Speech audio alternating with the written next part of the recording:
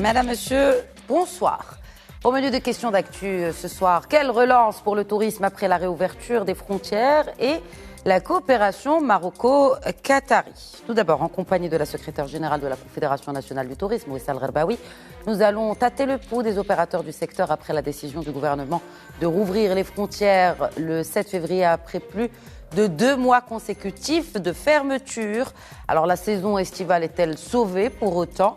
L'Office national marocain du tourisme, le NMT, vient d'achever une tournée européenne commerciale et promotionnelle. Alors sera-t-elle suffisante pour regagner la confiance des tour opérateurs, des compagnies aériennes, mais surtout des touristes étrangers? Comment les professionnels se sont-ils préparés? Le soutien qui leur a été dédié soulagera-t-il leur trésorerie à sec? Et surtout, à quand le retour aux chiffres d'avant Covid? Rappelons que le secteur touristique marocain a été très fortement ébranlé par une baisse sans précédent, notée 71% de moins des arrivées touristiques en 2021 par rapport à 2019. Les pertes sur 2 ans s'élèvent à quelques 20 millions de voyageurs et 90 milliards de dirhams en revenus en devises. Les réponses donc à nos questions et à vos questions en compagnie de Wissal Gherbaoui. En seconde partie de votre émission, que retenir des 6 accords et mémorandums d'entente signés en marge de la 8e session de la haute commission mixte entre le Maroc et le Qatar qui s'est tenue lundi dans la capitale qatari Doha. Une coopération placée sous le signe de la relance, à savoir que les échanges commerciaux entre le Maroc et le Qatar se sont pourtant bien portés ces dernières années avec une hausse de 130% entre 2017 et 2021. Quels sont les moyens pour renforcer les relations de coopération entre les entreprises qatariennes et marocaines? Quels sont les secteurs à fort potentiel de la présence future ou implantation future d'entreprises qatari au Maroc, et quelles alliances entre les entreprises des 2 pays? L'économiste Youssef Nasseri se joindra à nous pour répondre à ces questions. Mais avant, parlons tourisme. Bonsoir Wissal Gherbaoui, merci de vous joindre à nous dans Questions d'actu par Skype. Bonjour, merci à vous pour votre invitation. Alors comment avez-vous accueilli cette annonce tant attendue de la réouverture des frontières marocaines, notamment aériennes, parce que bien sûr, rappelons que les frontières maritimes sont toujours fermées? Oui, absolument. Alors, nous avons accueilli évidemment cette nouvelle de réouverture des frontières aériennes du Royaume avec énormément d'enthousiasme et un grand soulagement, parce que, en effet, c'était une décision attendue depuis plusieurs mois et nous n'avons cessé de réclamer une reprise de l'activité du transport de passagers pour pouvoir amorcer l'année 2022 dans de bonnes conditions. Finalement, c'est fait. C'est fait. Depuis maintenant 24 heures, les passagers commencent à revenir sur les aéroports nationaux pour le plus grand soulagement, en effet, des opérateurs du tourisme. Alors, quand vous dites dans de bonnes conditions, vous trouvez que les conditions d'accès au territoire sont plutôt bonnes? J'ai pas dit dans de bonnes conditions, j'ai dit que c'est juste un soulagement d'avoir acté cette reprise. Je trouve que les conditions... Justement, que pensez-vous des mesures qui ont été mises en place par le gouvernement sur cette question d'accès au territoire, bien sûr avec le schéma vaccinal imposé aux plus de 18 ans, les PCR aléatoires à l'arrivée à l'aéroport. Donc, vous l'avez reçu comment ? Déjà, ce qui va être déterminant, c'est l'efficacité d'application de toutes ces conditions. Et, les premiers vols sont arrivés, encore avec un flux relativement maîtrisé, mais probablement avec des ajustements qu'il faudra encore apporter à ce dispositif. Nous pensons, après avoir observé en effet ce qui se fait dans d'autres pays, que probablement le parcours sanitaire ou les conditions d'accès telles qu'elles sont édictées aujourd'hui sont probablement plutôt complexes et posent plusieurs interrogations sur la capacité à gérer efficacement ce dispositif en comparaison avec les flux que nous espérons recevoir. Donc, c'est une équation qu'il faut résoudre. Nous savons toutes les difficultés qu'il y a à appliquer de manière fluide et de manière efficace un dispositif de contrôle du pass vaccinal, plus le contrôle d'un PCR qui arrive de l'étranger, plus un test à faire sur place, plus éventuellement un test à faire 48 heures après l'arrivée dans le lieu de résidence. Il va falloir rapidement évaluer l'efficacité et l'utilité de l'ensemble de ce dispositif, peut-être avant de songer à le réajuster d'une manière ou d'une autre pour qu'il remplisse la totalité de son rôle. Nous pensons que pour l'instant, c'est un mécanisme qui… La bonne nouvelle, c'est qu'on ait réussi à obtenir la réouverture des frontières et puis la reprise des vols. Ça, c'est une bonne nouvelle. Il va falloir qu'on mette toute l'énergie, tous les moyens, toutes les conditions de succès de cette réouverture pour qu'elle se passe dans de bonnes conditions. C'est les passagers et les compagnies aériennes qui jugeront aussi de la complexité ou pas de ce dispositif. Nous allons y revenir justement à ces compagnies aériennes avec vous, Issa El-Rabaoui. Alors, vous avez parlé de l'utilité de ce dispositif. Moi, j'ai envie également d'évoquer avec vous le coût de ce dispositif. Alors, qui paiera finalement ces tests PCR, en l'occurrence, parce qu'il y en a un, bien sûr, aléatoire à l'aéroport, je le rappelle. Les passagers, touristes ou autres, devront aussi s'acquitter d'un test PCR de moins de 48 heures avant de prendre l'avion.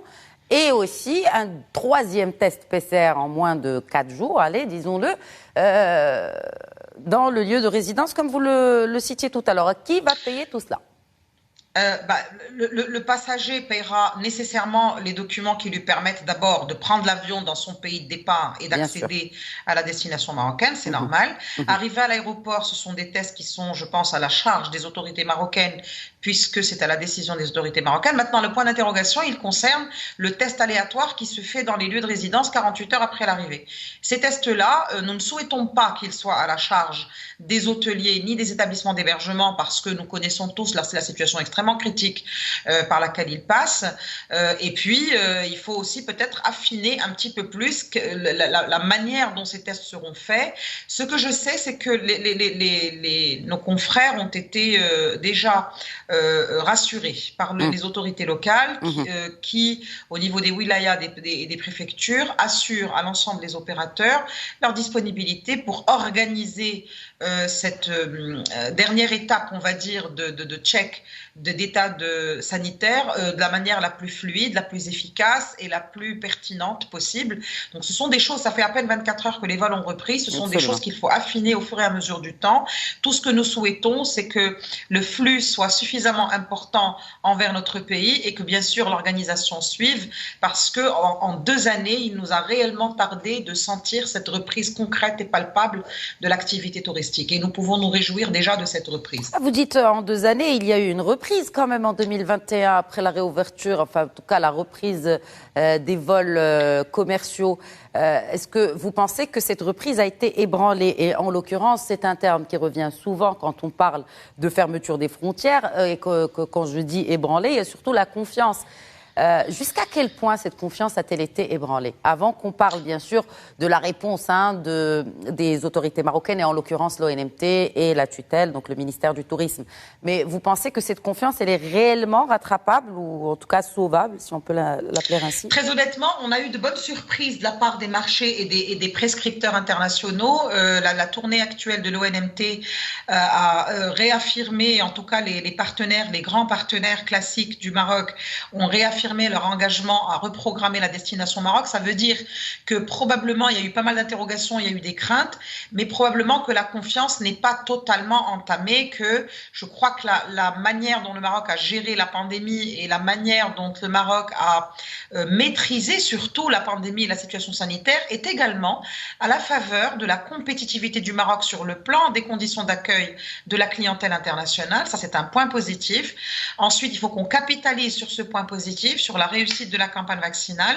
C'est important que l'on regarde toutes les prévisions de vol et de nombre de sièges qui sont programmés sur le Maroc. Il y a des engagements que les opérateurs ont pris sur la destination Maroc. Il faut qu'on continue de travailler tous ensemble à la faveur de cette reprise et de cette reconstruction des routes entre les différents points de départ à l'international et la destination marocaine, parce qu'il y va de la force ou de la puissance de la reprise que nous souhaitons concrète et non pas juste périodique. L'été dernier, en 2021, il y a eu une reprise certainement pendant la période estivale qui a concerné particulièrement les Marocains du monde. C'était la bienvenue à ce moment-là parce que la saison estivale, on le sait traditionnellement, les Marocains du monde reviennent dans un rythme très habituel au Maroc. Mais malheureusement, la situation sanitaire à ce moment-là était, à l'international, au niveau mondial, était probablement un peu inquiétante, ce qui a conduit à un certain nombre de décisions et puis surtout à une montée ou à une aggravation de la situation sanitaire chez nous à l'automne et qui a conduit à une fermeture tout de suite à la fin de l'automne, au début de l'hiver. Donc tout ceci, nous souhaitons que ce soit vraiment derrière nous. Nous avons résisté avec beaucoup de responsabilité, avec beaucoup de foi, avec beaucoup de dignité aussi à cette crise qui a vraiment mis à mal ce secteur et toute l'économie et les emplois qu'il représente. Ce que nous souhaitons aujourd'hui, c'est regarder de l'avant, c'est continuer de construire. Nous avons les premiers pas vers la relance qui sont en train d'être franchis entre le plan de relance énoncé par le gouvernement et la reprise des vols à l'international. Ce sont les premiers pas. Il faut qu'on continue d'avancer avec sérénité et construire cette relance de la manière la plus efficace et la plus positive possible. Le plan de relance, et vous le savez mieux que moi, Wissal Gherbaoui a soulevé plusieurs questionnements, notamment du côté de certains opérateurs du secteur touristique. Alors, est-ce que vous pensez que leurs doléances ont été entendues? Parce que bien sûr, vous représentez tous les sous-secteurs du secteur touristique au sein de la Confédération nationale du tourisme. Qu'en est-il de ces opérateurs, Wissal Gherbaoui? Bien sûr, avec l'ouverture des frontières, il y a un soulagement, mais cela dit, pour éponger les pertes et soulager les trésoreries, c'est une autre histoire. Oui, on est tout à fait d'accord. Le plan de relance, je rappelle qu'il est doté d'une enveloppe de 2 milliards de dirhams. C'est un plan qui, pour nous, constitue une première étape importante, essentielle. C'est un effort. Nous sommes conscients de l'effort qu'a fait l'État sur les finances publiques, avec toute la pression que l'on connaît sur les finances publiques, mais c'est un effort qu'il va falloir continuer à faire évoluer parce que, en termes budgétaires, il ne couvre pas et ne répond pas à la totalité ou en tout cas à une partie suffisante des demandes qui ont été concrètes et qui ont été faites par la Confédération nationale.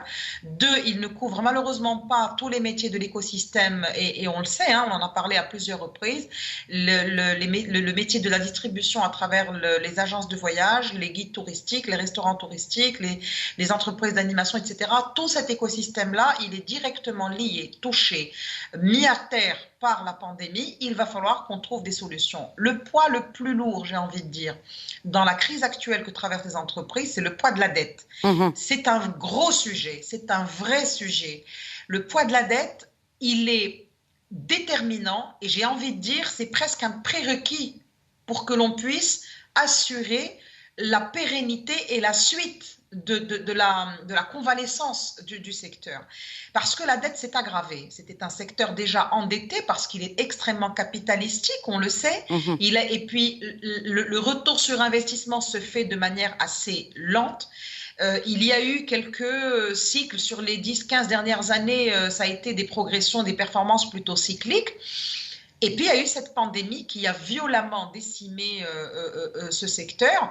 Et donc, la situation déjà tendue du secteur s'est aggravée avec cette pandémie. Aujourd'hui, il va falloir être ingénieux dans les solutions à trouver. Quand vous dites qu'il faudra être ingénieux, Wissal Gherbaoui, je me permets de vous interrompre.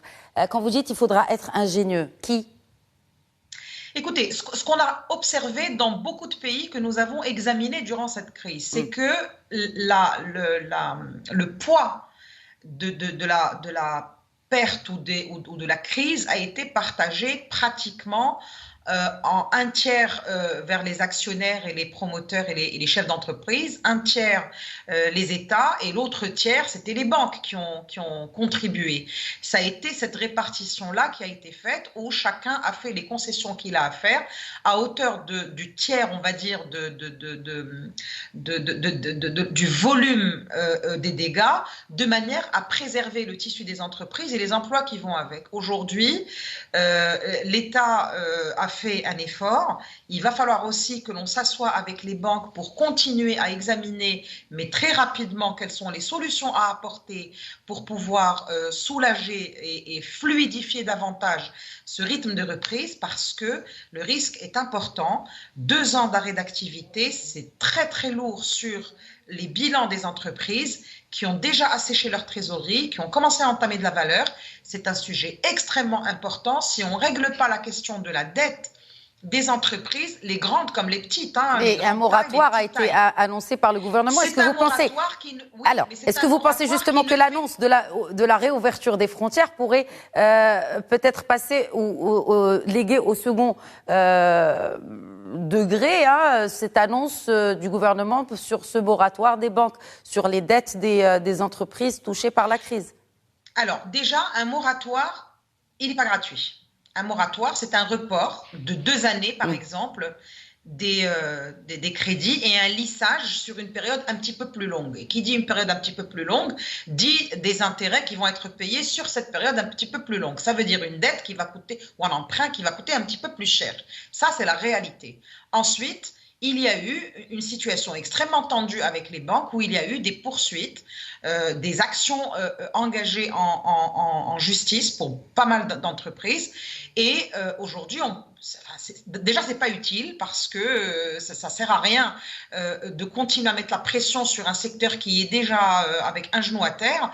Il faut d'abord qu'on construise la relance et la capacité de ce secteur de commencer à recréer de la valeur et à recréer de l'emploi et de la dynamique avant de lui demander de rembourser.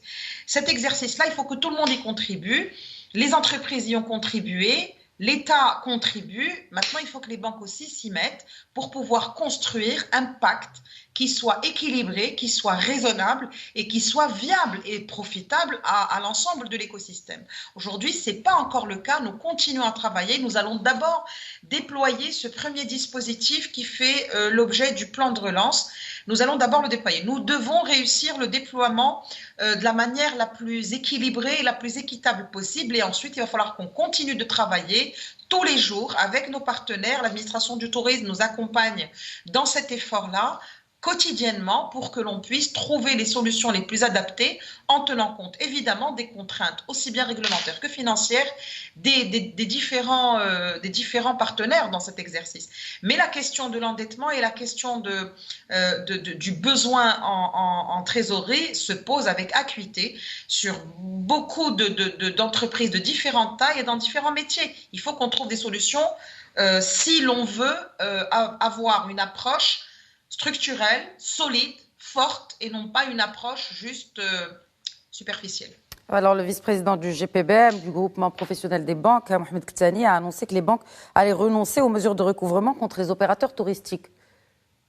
C'était lors de la réunion à la CGEM, entre d'ailleurs le gouvernement, le GPBM et d'ailleurs le président de votre confédération.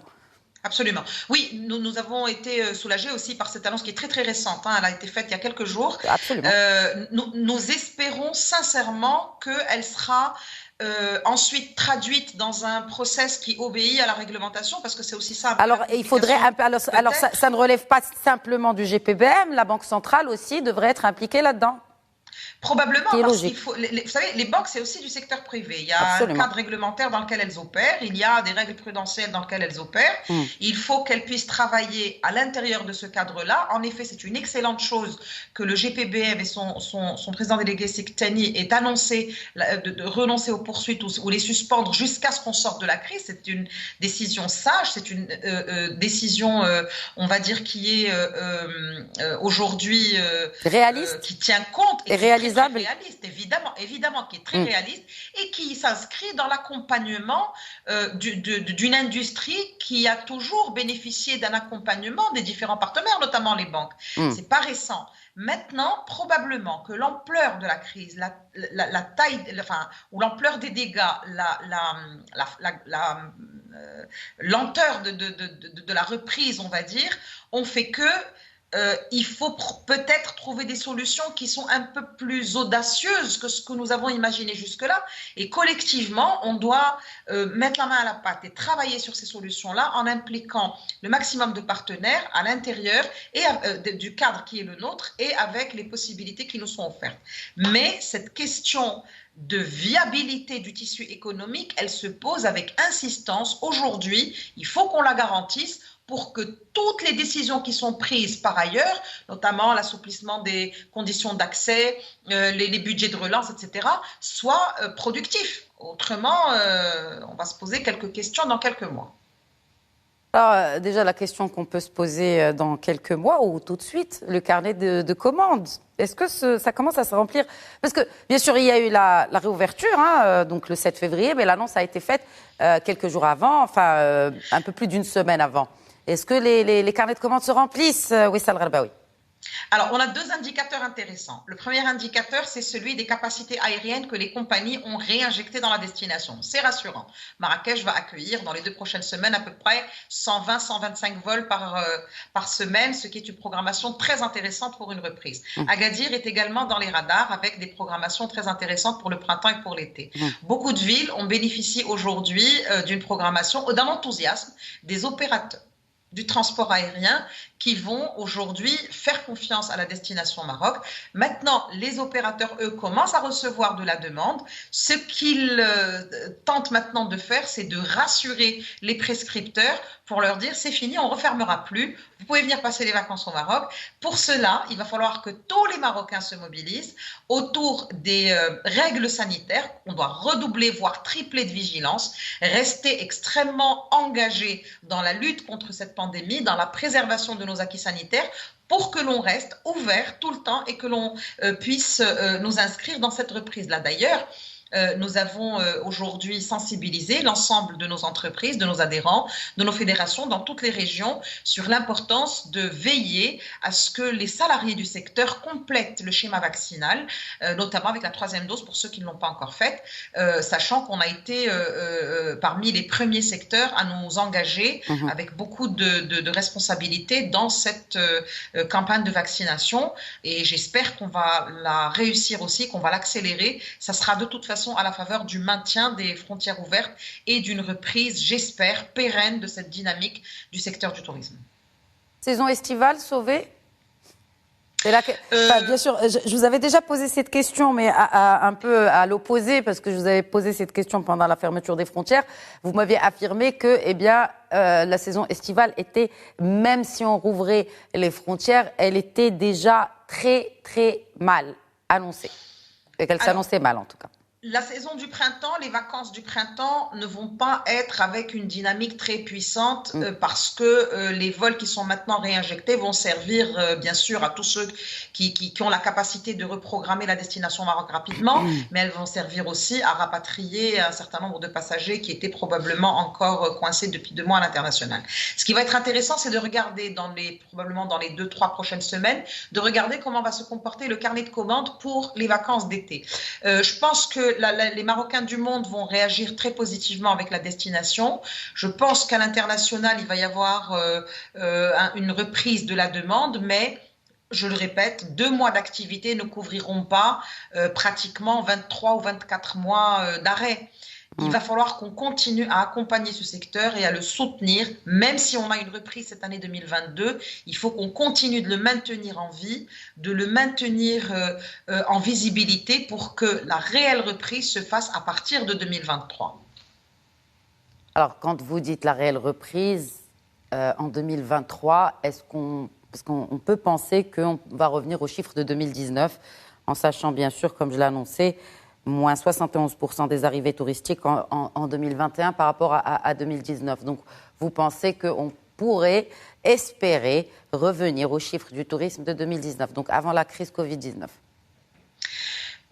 C'est peu probable qu'on arrive à faire 13 millions en 2023 comme on l'avait fait en 2019. Mais si on fait la moitié, c'est déjà un bon départ. Pour ça, j'espère qu'on aura de bonnes surprises. Mais pour être prudent, et au vu du contexte et au vu de la compétition aussi qu'il y a à l'international C'est ça. Pendant que nous... Oui, surtout qu'il y a beaucoup de destinations qui ont rattrapé, si je puis utiliser... Oui, largement. On peut parler de l'Égypte, par exemple. Bien sûr, d'où l'intérêt de regarder les conditions d'accès. Il faudra probablement les faire évoluer. Bien sûr, c'est pas à nous de le dire, c'est au comité scientifique de le dire, mais ça fait partie aujourd'hui aussi des éléments de compétitivité d'une destination. Il faut qu'on fasse la balance risque-bénéfice par rapport à ces choix-là. J'espère que l'année 2023 sera une année de reprise réelle. 2022 va continuer juste de confirmer ou pas certains signaux et certaines tendances. Mais 2023, si on veut que ça soit une année concrète de reprise, il faut qu'on continue d'accompagner le secteur, de le soutenir, de mettre en place une stratégie de relance puissante avec des budgets qui accompagnent la promotion et la remise sur le marché de la destination Maroc. Je sais qu'en ce moment, l'Office national marocain du tourisme est en train de faire une tournée internationale qui va être très intéressante. Vous pensez que ça devrait porter ses fruits dans le court terme ? Dans le court terme, il y a des choses qui vont se passer, évidemment. Il y a eu plein de déclarations de patrons de compagnies et de tour opérateurs qui continuent d'être engagés avec le Maroc, fort heureusement. Maintenant, il faut aussi qu'on garde en tête que pendant que nous étions fermés, ces partenaires-là, ils étaient en train de programmer d'autres destinations concurrentes. Il faut qu'on continue à faire évoluer cette confiance envers les marchés, qu'on continue à faire évoluer le retour de la destination Maroc sur les différents marchés, qu'on continue à accompagner la programmation des capacités en siège pour qu'on ait une couverture suffisante sur le plan géographique de différentes destinations et aussi en volume, et qu'on continue de construire tout cela durant l'année 2022 tout en maintenant le soutien au secteur du tourisme pour que la machine tourne correctement. Elle a été grippée pendant 2 ans, il faut qu'elle reprenne en étant encore soutenue pendant quelques mois. Et 2023, si nous faisons dans un premier temps la moitié de ce qu'on faisait en 2019, ça sera un signal rassurant. Il faudra rapidement que l'on monte aux 2/3 jusqu'à ce que l'on trouve probablement des chiffres et la performance à partir de 2024. Mais il faut qu'on reste très vigilant et qu'on regarde avec précision ce qui va se passer au cours des prochains mois.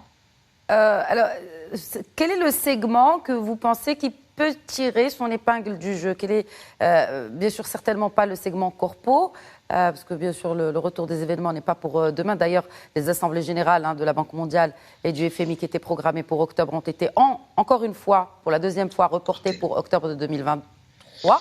Alors, quel est le segment qui pourrait tirer son épingle du jeu? Vous avez parlé des MRE, des Marocains du monde. Quels autres segments pourraient tirer l'activité touristique dans les prochains mois? Alors, indéniablement, ça va être le segment loisirs. Parce que, en effet, le segment affaires et le segment corporate, il va mettre du temps à revenir pour plein de considérations. Et puis aussi parce que la pandémie a probablement introduit un nouveau mode de collaboration et de travail collaboratif. Donc ça fait partie aussi peut-être des changements structurels que risque de connaître le secteur ou l'industrie touristique. Donc le segment des loisirs va revenir avec force. Parce que effectivement les gens ont besoin de changer d'air, ont besoin d'aller ailleurs, ont besoin de retrouver une vie normale. L'Europe est en train de s'éloigner petit à petit des différentes contraintes de déplacement et des contraintes qui sont liées à la crise sanitaire, probablement dans une décision collective d'intégrer cette contrainte sanitaire dans le quotidien à présent, dans le nouveau normal. Donc tout cela va dynamiser le segment des loisirs. Tout cela va probablement être à la faveur des destinations comme la nôtre, qui bénéficient d'une proximité avec les grands bassins émetteurs, d'une bonne réputation, d'une très bonne connaissance sur les grands marchés émetteurs comme la France, l'Espagne, l'Italie, la Grande-Bretagne ou l'Allemagne. Maintenant, il faut que nous, on continue de donner des garanties, j'ai envie de dire, que la destination reste ouverte, qu'elle reste dynamique et puis qu'on mette tout en œuvre pour réussir cette reprise de la manière la plus sereine. Le segment affaires, il faudra changer d'approche et il faudra observer aussi comment il va se comporter dans le monde. Les assemblées générales sont une première, on va dire, information qui nous dit que ce segment-là n'est pas prêt de se réunir, mais A contrario, on regarde certains pays qui continuent d'organiser de très grandes manifestations. On vient de voir la Coupe d'Afrique, on a vu l'Expo de Dubaï. Il y a beaucoup de manifestations. Cette année, le Qatar va accueillir la Coupe du monde de football. Il faut qu'on prenne des décisions sur qu'est-ce qu'on veut pour la suite et il faut qu'on se donne les moyens de réussir ce pourquoi on se sera engagé vis-à-vis de nos collaborateurs, vis-à-vis de nos entreprises et vis-à-vis de nos partenaires. Voilà. Et partenaires, main dans la main, entre la tutelle et les professionnels? Oui, main dans la main. De toute façon, cette crise, on l'a subie tous de la même manière. Elle a été très violente. Elle a même été plus violente que ce qu'on pouvait imaginer. Maintenant, c'est ce qu'il faut noter avec beaucoup d'humilité et de fierté, c'est que nous avons des chefs d'entreprise extrêmement tenaces, résilients, responsables, engagés, qui ont gardé la tête haute pendant toute cette crise-là et qui continuent de le faire malgré la grande difficulté et la douleur qui est la leur tous les jours. Des collaborateurs qui ont continué de résister. Une dernière petite question, puisque vous parlez de collaborateurs et de chefs d'entreprise. Wissal Gharbaoui, rapidement, puisqu'il nous reste qu'une ou 2 minutes. Qu'adviendra-t-il des hôtels qui ont fermé? Il y en a beaucoup. Le parc hôtelier est décimé, on peut le dire.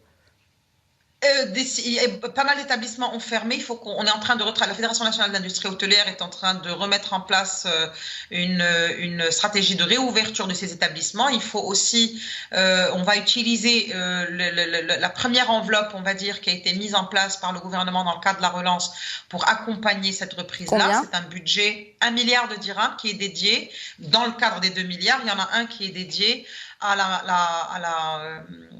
la relance, qui est pour l'établissement. Il va y avoir une bonne partie qui va être dédiée à l'amélioration de l'offre et une partie qui va être dédiée à l'amélioration du service. Il faudra remettre la machine en route, il faudra s'équiper correctement, il faudra soigner ce qui a été cassé pendant la pandémie. Une cuisine qui n'a pas tourné pendant 24 mois, c'est une cuisine qu'il faut remettre à niveau. Ça va coûter de l'argent, de l'infrastructure. Ça ne servira pas à payer les dettes.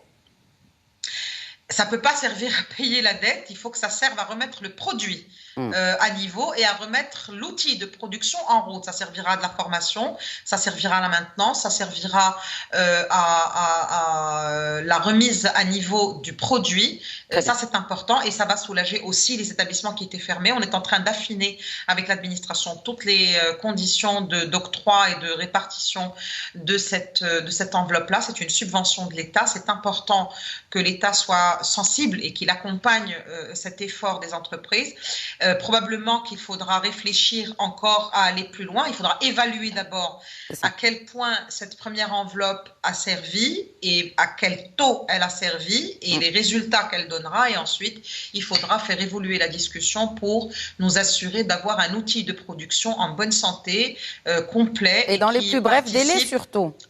Dans les plus brefs délais et puis qui participe surtout à une expérience réussie et qui préserve la compétitivité de la destination Maroc. Tout ça pour ça.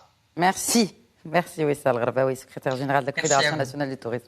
Merci d'avoir répondu à nos questions avec la franchise que l'on vous connaît. Merci à vous. Voilà, c'était la première partie de votre émission. Restez avec nous tout de suite. Les relations Maroc-Qatar en deuxième partie. À tout de suite.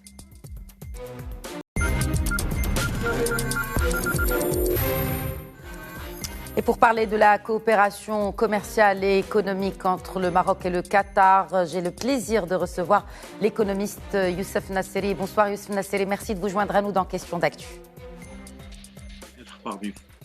Donc, bien sûr, nous allons parler de cette 8e session de la haute commission mixte Maroc-Qatar.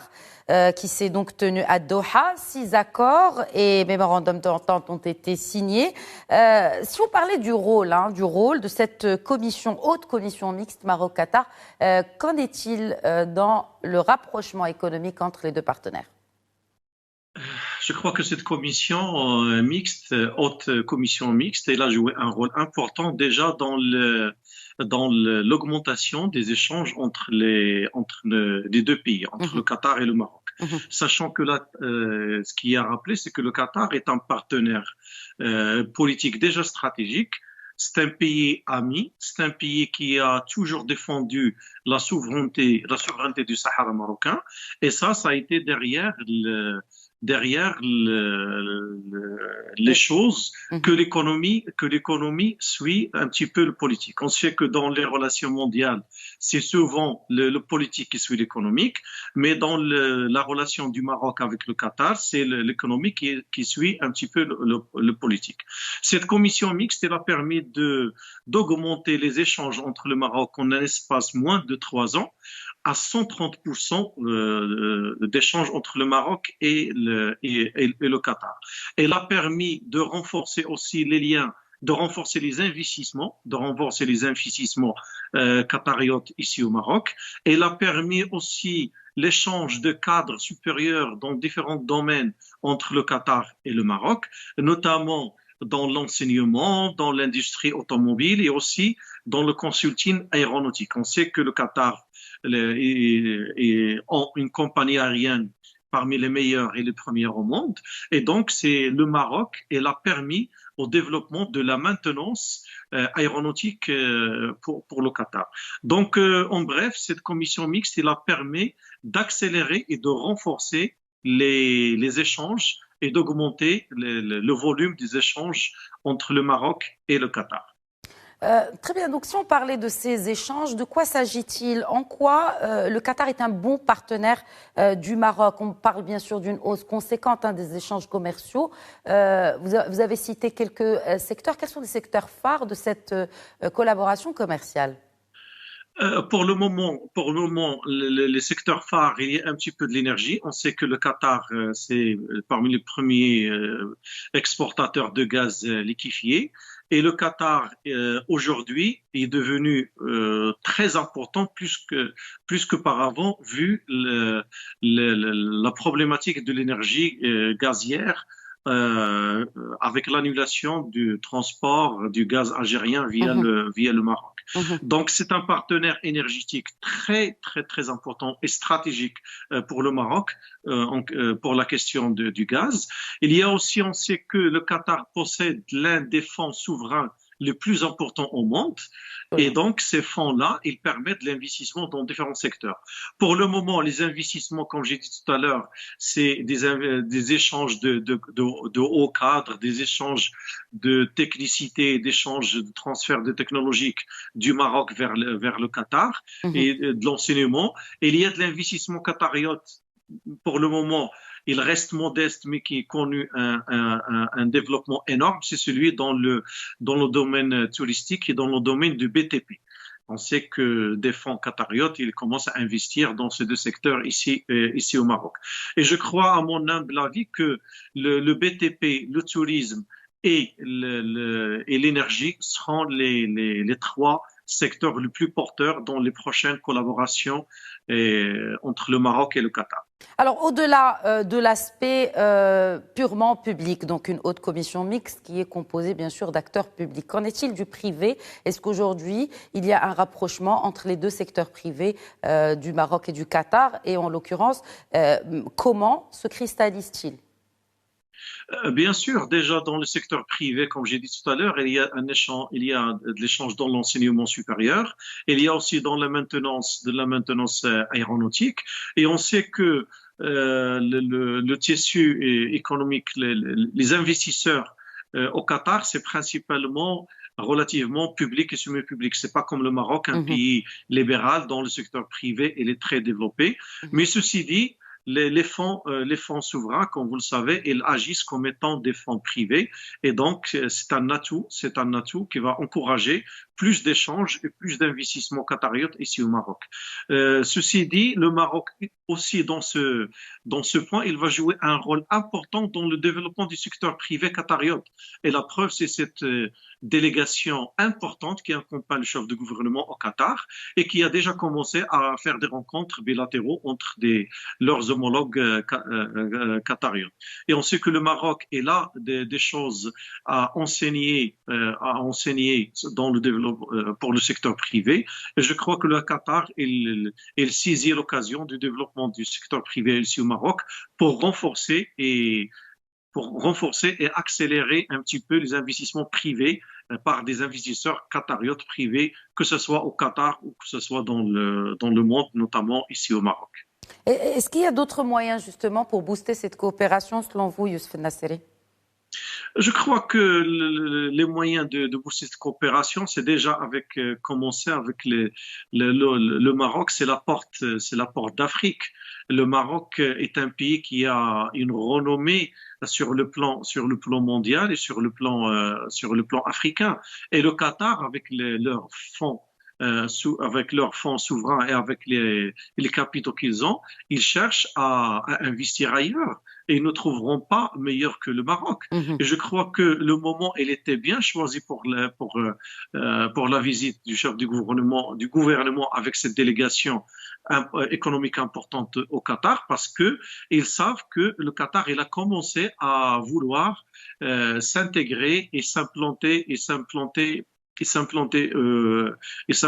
au Maroc. On sait aussi que le mondial Doha 2022 s'approche et le Qatar, il a besoin du Maroc, notamment il est dans l'organisation, il est dans la maintenance, il est dans la préparation de l'infrastructure.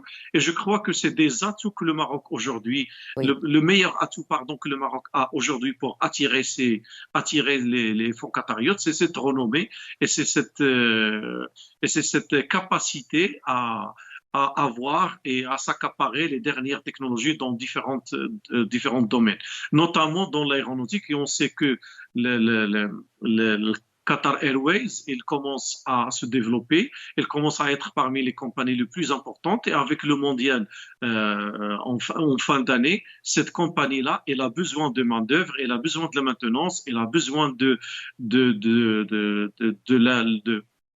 la technicité marocaine, et je crois que c'est un vecteur et levier important de démarrage de collaboration industrielle entre le Maroc et le Qatar. Et pour revenir à cette collaboration entre le secteur privé, est-ce qu'on peut parler d'une réelle possibilité d'alliance entre les entreprises marocaines et qataries?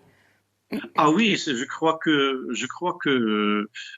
cette alliance, elle va voir le jour incessamment, comme j'ai dit tout à l'heure, le Qatar, ils ont de l'argent, le Maroc, il a l'expertise, il a le marché africain, il a une implantation, il est à deux pas de l'Europe. Et je crois que le mariage entre l'argent et l'expertise marocaine, c'est quelque chose de très important et quelque chose qui va accélérer ce renforcement des deux secteurs privés marocains et qatariotes.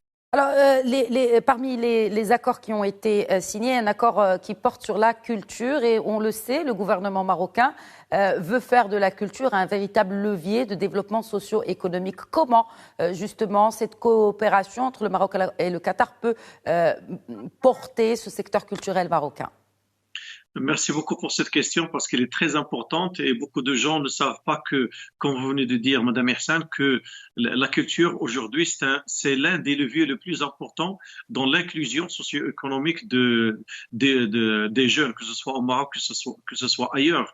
Comme vous savez, le Maroc, si on prend juste un exemple, c'est celui du cinéma. Le Maroc est une destination cinématographique universelle, internationale, et le Qatar a commencé avec les fonds à faire beaucoup de production, à faire de la production cinématographique.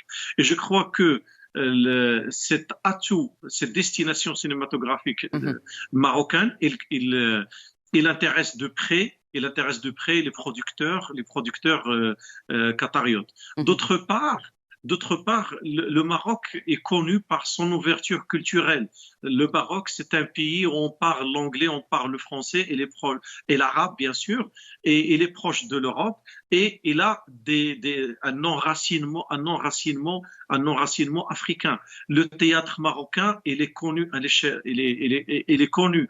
Les auteurs et les écrivains marocains bilingues ou trilingues, ils sont connus. Rien que dernièrement, une écrivaine marocaine, c'était une fierté au salon du livre au Caire, qui est le plus grand, parmi les plus grands salons du livre au monde, pas seulement dans le monde arabe.